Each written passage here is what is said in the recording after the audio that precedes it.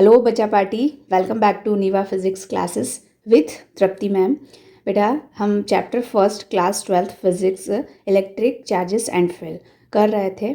इसी में एक न्यू कॉन्सेप्ट, एक मोस्ट इम्पॉर्टेंट कॉन्सेप्ट आज हम समझने वाले हैं and that is the electric dipole.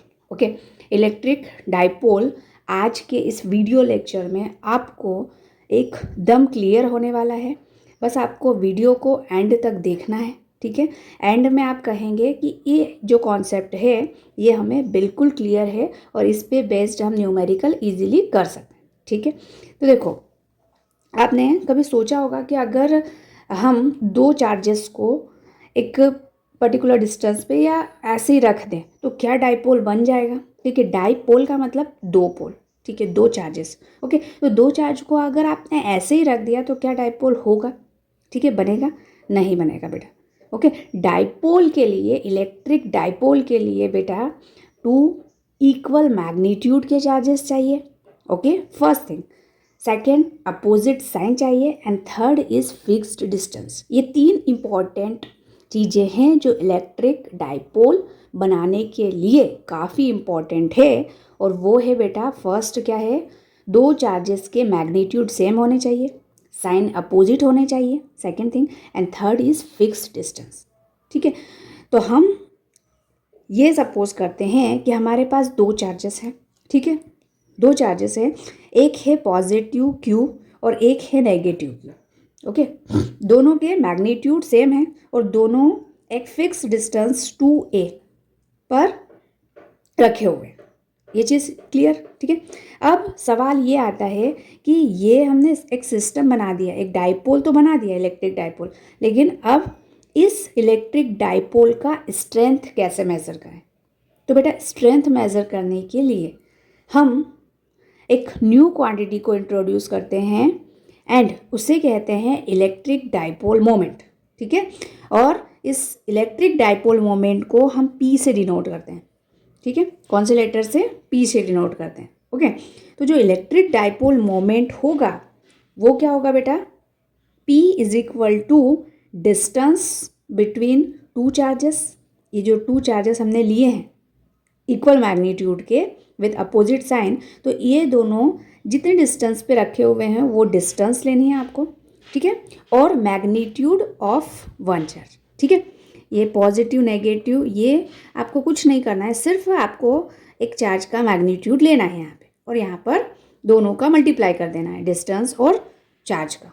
Okay, दोनों का हम मल्टीप्लाई करेंगे तो हमें इलेक्ट्रिक डाइपोल मोमेंट मिलेगा, ठीक है। क्या? इलेक्ट्रिक डाइपोल मोमेंट, जो कि हमें स्ट्रेंथ बताएगा इस डाइपोल की, ठीक है।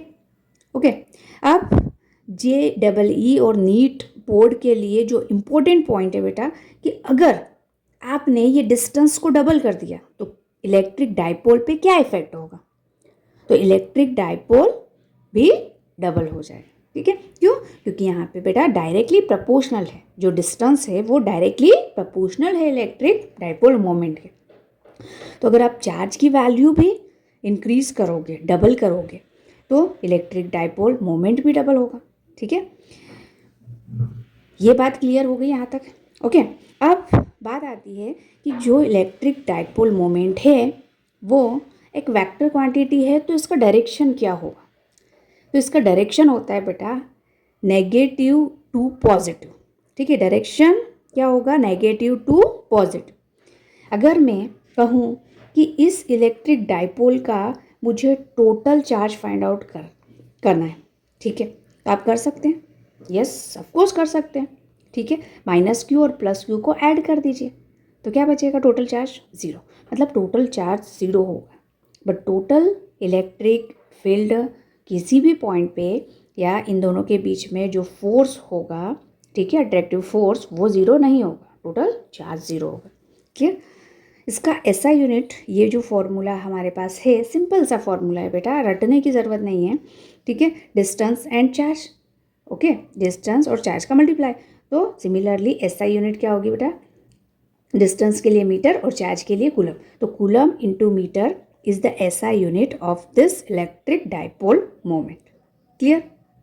ओके, अब आपसे कोई भी पूछेगा कि इलेक्ट्रिक डाइपोल मोमेंट क्या होता है, ठीक है, तो आप रटने के बजाय, ठीक है, डेफिनेशन को रटने के बजाय इस कॉन्सेप्ट जो अभी मैंने समझाया है वो कॉन्सेप्ट आपको समझ में आ गया, बस इस कॉन्सेप्ट को आप एक्सप्लेन कर दो, ठीक है। ऑटोमेटिक इलेक्ट्रिक डायपोल या इलेक्ट्रिक डायपोल मोमेंट इजीली किसी को भी समझ में आ जाएगा, ठीक है। चलिए अब इस पे हम कुछ न्यूमेरिकल करते हैं। तो देखो फर्स्ट आपका जो क्वेश्चन है वो है चार्ज आपको दिया हुआ है, ठीक है, पॉजिटिव और नेगेटिव, इसका मतलब 2 चार्जेस है और दोनों के मैग्नीट्यूड सेम है, अपोजिट साइन है, ठीक है। तो ये आपका पॉजिटिव चार्ज की वैल्यू है +20 नैनो। एन का मतलब क्या होता है बेटा, नैनो, क्योंकि कूलम बहुत ज़्यादा बड़ी यूनिट है, ठीक है। तो हम स्मॉल यूनिट्स को ही मैक्सिमम टाइम पे कंसिडर करेंगे न्यूमेरिकल्स में। तो नैनो कूलम, नैनो को अगर आप कूलम में चेंज करो तो क्या होगा बेटा, 20 × 10⁻⁻9 कूलम, ठीक है। और नेगेटिव चार्ज जो है वो -20 नैनो कूलम, इसका मतलब 20 × 10⁻⁻9 कूलम, ठीक है। अब ये दोनों चार्जेस हैं, ठीक है, एक नेगेटिव है और एक पॉजिटिव है, और दोनों की सेंटर टू सेंटर डिस्टेंस जो है वो है आपकी 5 मिलीमीटर, ठीक है। दोनों के बीच का डिस्टेंस कितना है, 5 मिलीमीटर, ओके। तो हमने जब नैनो कूलम को कूलम में चेंज किया, इसका मतलब एसआई यूनिट में चेंज किया, तो हमें लेंथ को भी एसआई यूनिट में चेंज करना, ओके।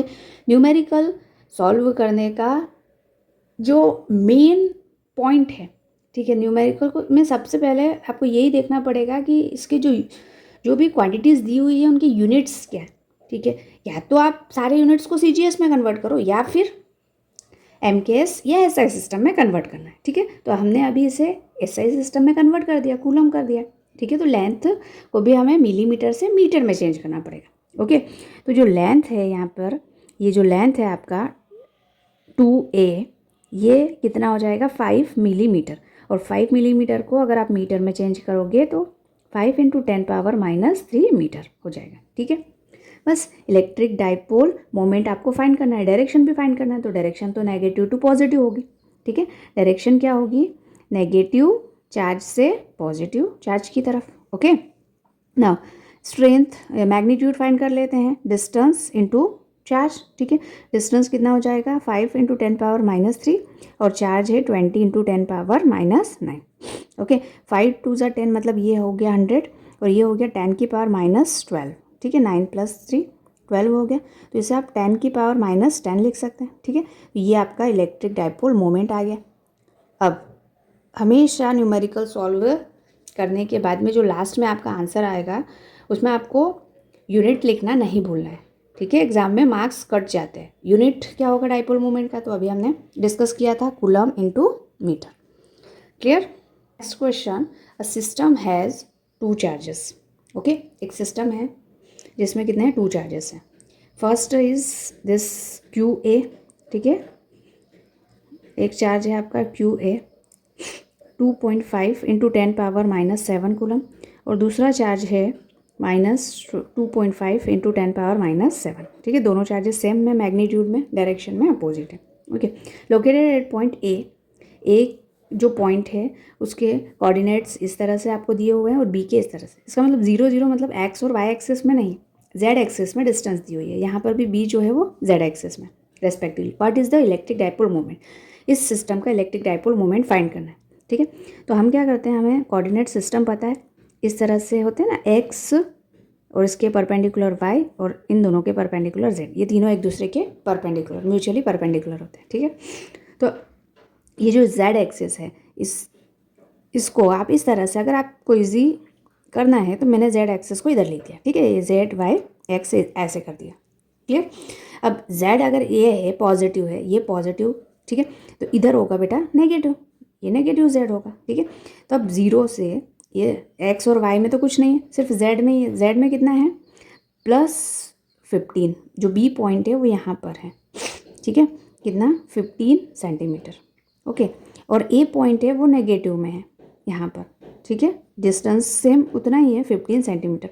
तो ए से बी का टोटल डिस्टेंस कितना हो जाएगा बेटा, 15 + 15 मतलब 30 सेंटीमीटर, ए टू बी। इसका मतलब जो डिस्टेंस आपको दी हुई है, ठीक है, जो फॉर्मूले में हम P = 2a × Q रखते हैं, ठीक है, ये दोनों तो सेम ही मैग्नीट्यूड में, तो Q लिख सकते हैं आप।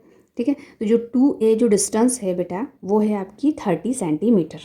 ओके, तो आप सेंटीमीटर को मीटर में कन्वर्ट कर लीजिए, 10⁻⁻2 मीटर। ओके, बस इसे पुट कर दीजिए। तो p is equal to 2a की वैल्यू 30 इंटू 10⁻⁻2 और q चार्ज की वैल्यू कितनी है 2.5, मैग्नीट्यूड लेना है सिर्फ 10⁻⁻7। ठीक है, मैग्नीट्यूड मतलब पॉजिटिव नेगेटिव साइन यहाँ पे कंसिडर नहीं करना है, क्योंकि हमें डायरेक्शन पता है नेगेटिव से पॉजिटिव की तरफ। ओके, मतलब b से q a की तरफ। ओके, अब ये पॉइंट अगर हटाया आपने तो यहाँ पर 0 और ये 0 से ये 0 कैंसिल, 25 3 75 हो जाएगा और ये हो जाएगा 10⁻⁻9, 7 + 2 9। ठीक है, तो इसे आप इस तरह से भी लिख सकते हैं, डाइपोल मोमेंट 7.5 इंटू 10⁻⁻8।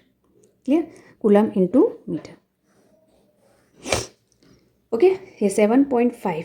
अब यहाँ पे जैसे अगर मैंने पॉइंट लगाया है, ये जो 75 है, अगर मुझे इसे 7.5 करना है तो क्या करना पड़ेगा, डिवाइड बाई 10। अगर डिवाइड बाई 10 किया है तो यहाँ पे मल्टीप्लाई भी करना पड़ेगा इक्वल करने के लिए। ठीक है, तो 10⁻⁻9 था, तो ये हो जाएगा, ये बेटा हो जाएगा कितना 7.5 और ये 10⁻1 -9 -8। क्लियर, तो इस तरह से हमें सॉल्व करना है और जो डायरेक्शन है वो QB से QA की तरफ। क्लियर, ये आपकी direction. Next, third question, 3 charges are placed as shown, find dipole moment of the arrangement. ठीक है, अब देखो ये फर्स्ट और सेकंड दो अरेंजमेंट दिए हुए हैं, दोनों केसेस में हमें डाइपोल मोमेंट फाइंड करना है। ओके, तो अगर देखो आप ये फर्स्ट वाला जो केस है, अगर मैं इससे इस तरह से अरेंज करूँ, यहाँ पर नेगेटिव चार्ज है, ठीक है, और यहाँ पर भी नेगेटिव चार्जेस है, ये डिस्टेंस d है, यहाँ पे 2q चार्ज है, तो 2q को मैं तोड़ देती हूँ। ठीक है, एक q मैं इसके साथ पैर बना लेती हूँ, ठीक है, और एक q मैं इसके साथ पैर बना लेती हूँ। ठीक है, तो आपको ये दिख रहा है कि ये एक डाइपोल बन गया है, ये वाला डाइपोल और एक इधर वाला डाइपोल बन गया डाइपोल। ठीक है, बस अब क्या करना है आपको, ये जो डाइपोल है ये मान लो कि ये आपका डाइपोल नंबर 1 है और ये डाइपोल नंबर 2 है। ठीक है, अब इन दोनों के बीच में रिजल्टेंट डाइपोल हमें फाइंड करना है, वही इसके लिए डाइपोल मोमेंट होगा। ओके, डाइपोल की डायरेक्शन क्या होगी, तो P2 की डायरेक्शन हो जाएगी ये नेगेटिव टू पॉजिटिव, मतलब ये, और इसके लिए डायरेक्शन हो जाएगी ये। ठीक है, तो इस डायरेक्शन को हम प्रॉपरली कैसे करेंगे, देखो इसको पैरेलल, वेक्टर को पैरेलल शिफ्ट कर सकते हैं, तो ये P2 मैंने इस तरफ लिखा है, ठीक है, और P1 इस तरफ, ये P1 है। ओके, इन दोनों के बीच में जो डाइपोल मोमेंट है वो क्या होता है, चार्ज इंटू डिस्टेंस। ठीक है, मतलब Q इंटू डी, और ये भी Q इंटू डी इक्वल ही होगा। ठीक है, अब इन दोनों के बीच में एंगल कितना है 90 डिग्री। ठीक है, और दोनों का जो रिजल्टेंट है, ठीक है, रिजल्टेंट जो डाइपोल मोमेंट है वो एग्जैक्ट बीच में से जाएगा जब ये दोनों इक्वल होंगे। ठीक है, यानी कि 45 डिग्री। ठीक है, 45 डिग्री, P2 से भी 45 डिग्री और P1 से भी 45 डिग्री होगा। ओके, अब ये कैसे फाइंड करेंगे, PR कैसे फाइंड करेंगे, तो हमारे पास एक फॉर्मूला है, PR मतलब रिजल्टेंट के लिए P², ठीक है, first P1² plus P2² plus 2P1 P2 cos theta. ठीक है, थीटा क्या है बेटा यहाँ पे 90 डिग्री, थीटा क्या है P1 और P2 जो डाइपोल मोमेंट है इन दोनों के बीच का एंगल 90 डिग्री है। ओके, तो जो रिजल्टेंट हो जाएगा P1 मतलब P², ठीक है, कॉस 90 की वैल्यू 0, तो ये वाली टर्म 0 हो जाएगी। ठीक है, तो ये हो जाएगा बेटा √2P। ओके, तो जो रिजल्टेंट है √2 और P कितना था Q इंटू डी। ओके, तो ये आपका रिजल्टेंट आ जाएगा डाइपोल मोमेंट इस पर्टिकुलर सेक्शन के लिए, इस पर्टिकुलर डायग्राम के लिए। अब सेकंड वाला जो डायग्राम है वो आपको दिखाई दे रहा है, तो उससे भी हम इस तरह से थोड़ा रीअरेंज कर लेते हैं। यहाँ पे -Q है, ये 2Q को Q और Q में कन्वर्ट कर लेते हैं। ठीक है, और ये -Q है, तो ये एक डाइपोल मोमेंट बन गया आपका और ये एक डाइपोल मोमेंट बन गया। ठीक है, नेगेटिव, इसका डायरेक्शन ये हो जाएगा और इसका डायरेक्शन ये। ठीक है, तो डायरेक्शन को पहले तो थोड़ा सा आप देख लो, ये एक डायरेक्शन और ये वाला इसका जो डायरेक्शन है, ये P1 ले लो, ये P2 ले लो। ठीक है, तो ये आपका P1 है और ये P2 है। ठीक, अब ये एंगल, ये जो ट्राइंगल आपको दिख रहा है ये इक्विलेटरल ट्राइंगल है। ठीक है, तो जो एंगल है वो 60 डिग्री है। ठीक है, तो देखो एक आपका इस तरह से, ये तो पैरेलल मैंने ऊपर शिफ्ट किया ऐसे। ठीक है, तो ये एंगल भी 60 होगा ना, ये 60 है तो ये वाला भी 60 होगा, Z बन रहा है इस तरह से ऐसे जेड बन रहा है, तो ये एंगल और ये एंगल बराबर होता है, ठीक है। ये थीटा है तो ये भी थीटा है, तो यहाँ पर क्या हो जाएगा बेटा, इन दोनों के बीच में एंगल कितना हो जाएगा 60, ठीक है। अब P1 और P2, ठीक है, यहाँ पे Q चार्ज है और डिस्टेंस कितना है D, तो Q इंटू डी, तो डाइपोल मोमेंट तो दोनों के सेम हो गए, दोनों के सेम हो गए, तो जो रिजल्टेंट होगा वो एग्जैक्ट बीच में जाएगा, मतलब 30 डिग्री पे, 30 डिग्री पे रिजल्टेंट आपको मिलेगा, ठीक है। अब रिजल्टेंट कितना होगा, तो बस इसी फॉर्मूले से आप रिजल्टेंट निकाल लीजिए, ठीक है। ये हो जाएगा पी स्क्वायर, P1 और P2 सेम ही है तो हम इसे P ले लेते हैं, और 2 p² cos 60, ठीक है। यहाँ पे एंगल ध्यान रखना है आपको, P1 और P2 के बीच का लेना है, ठीक है। ये जो थीटा है बेटा, ये है angle between P1 and P2, ठीक है। डाइपोल मोमेंट 1 और 2 के बीच का एंगल, ठीक है। अब यहाँ पे 60 डिग्री एंगल, तो यहाँ पे 60, और cos 60 की वैल्यू क्या होती है, हाफ, ये हो जाएगा 2p² प्लस 2p², ठीक है, मल्टीप्लाई बाय हाफ, तो 2 से 2 कैंसिल, 2p² प्लस p² मतलब 3, ठीक है। तो √3p², √3p², तो पी आर जो हो जाएगा √3 और p की वैल्यू क्या हो जाएगी q इंटू डी। तो ये आपका जो रिजल्टेंट डाइपोल मोमेंट है इस पर्टिकुलर डायग्राम के लिए आया है, ओके। आपको क्लियर हो गया, ठीक है।